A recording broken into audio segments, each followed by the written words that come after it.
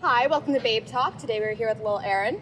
So you're here currently promoting and talking about your latest release, ROCK TAR FAMOU. I just want to talk about your sound because it is pretty unique for what we're hearing a lot of. It incorporates a lot of different genres, everything from trap to pop to rock to grunge. And I just wanted to know, like, did this sound always come naturally, or was it something that you really found over time? Yeah, I would say like the first sound, I guess, the first, type of music that I was creating when I was younger was always kind of in that band world. So I was in like some pop punk bands, and so that was like my initial entrance into creating music. And then after some years after that, I ended up kind of making more music in the R&B, rap, trap lane. And then it was maybe like 4 years ago where when I made Drugs that I kind of like started marrying the two and really found that like perfect marriage. So my first project, Growing Pains, was like my first real attempt at marrying them together. And then ROCK TAR FAMOU is just kind of like a more focused idea of that. You have a lot of guest features on the album. People like Travis Barker, Kim Petras, Kiara. I want to know, how was it collaborating with so many people on that track? And they're all people that seem really close to you, so how was that process? No, I love collaborating. I'm a big fan of collaboration. I love working with different artists, and all the artists that are featured on ROCK TAR FAMOU are like actual friends of mine, so I'm really fortunate to have the friend group, I guess, of really talented artists that, I could choose from. And I really picked, some of my favorite artists to go on there. Travis is an obvious one. He's been an influence for me for a very long time. And me and Kim are friends. We worked on a lot of music together. Same with me and Kiara. And then the last feature on there, Rico Nasty. She's fire. I met her maybe like beginning of the year, and we just like kind of hit it off. So when I hit her to be on the title track, she was down. It was super easy. Yeah, would you say that the whole album, because of this, just having all your friends there with you, would you say it's kind of like the best house party? I think a lot of my music has that, that vibe of just like homies, good time, having fun. Like that's kind of like the whole landscape of the music for sure. What was the writing process of it like? The writing process took the longest. It was about a year and a half of just like starting songs and throwing around ideas and really focusing in on what I wanted the project to sound like. And then it was like maybe the last like 4 or 5 months before the project came out that like we had picked the songs and we focused on like just finishing up like all the finishing touches, getting the features locked in, making sure everything sounded cohesive and was a full body of work. But it's definitely the hardest I've worked on anything in my life, and it's definitely the body of work that I'm the most proud of. You can tell there's an intensity and a purpose to that release, where it still has that grit that's sort of essential for any like good release, but it's very focused. Yeah. Intentional. Everything was very intentional. Do you have a favorite track or even a lyric? The whole process of the whole project was like, I wrote like 150 songs. Oh wow! So I would say like these are like my favorite 7 songs. I'm really happy with the outcome of all of them. What would you say about the current state of music, particularly looking at the rise of SoundCloud artists to being at the forefront of what's the new pop? I think it's really cool and encouraging to see a lot of young artists, including myself, who can kind of leave their stamp on the industry and really make a mark, kind of just coming out of their bedrooms and it's not like this big manufactured thing anymore. Like kids can really just have a vision, have a dream, go out and do it on their own like laptop in their bedroom, and there's a lot of kids right now that are killing it doing that. So it's really cool. It's kind of like shaking up the industry, which is always fun to see. I think we got a lot of young superstars that are just coming out of their shell right now and like are really gonna over the next few years like do their thing, which is exciting to watch and to be in the middle of, honestly. A lot of what you put out is very stylized, even visually. Right. Where does a lot of this come from? I mean, I'm seeing a lot of grunge, a lot of goth, some like modern internet influence, some things ranging back to like sort of like scene kid era. Like, where's that all? I am a scene kid. I grew up a scene kid. I'm always gonna be a scene kid. It's just like I like to mesh together all of my influences. And I really like to stay true to when I was the most in love with music as a fan, which would be like when I was in like middle school and high school. Like I like to stay true to like my influences from then, which is definitely the whole Hot Topic, Warped Tour scene, like that whole thing. So meshing that with my influences of today, which is going to be a lot of internet. I mean, I'm a product of the internet, so like we all are.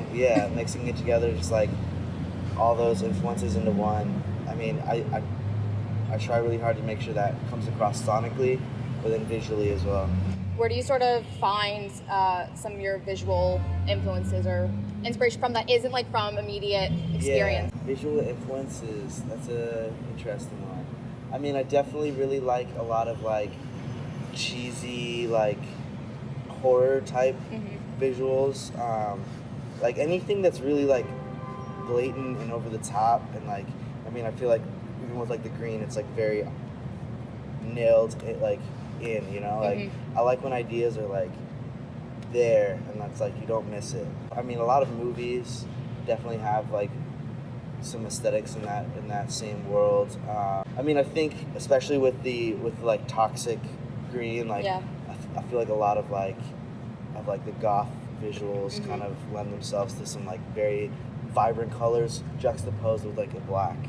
So like I always do like the green with the black, and just kind of like this, just like a gritty industrial vibe. So you also recently performed at Emo Night LA. How was that?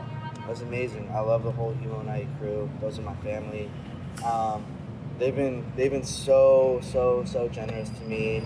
I've DJ'd at like countless emo nights now. They put me on Emo Night Day, the festival last year. I'm doing it again this year.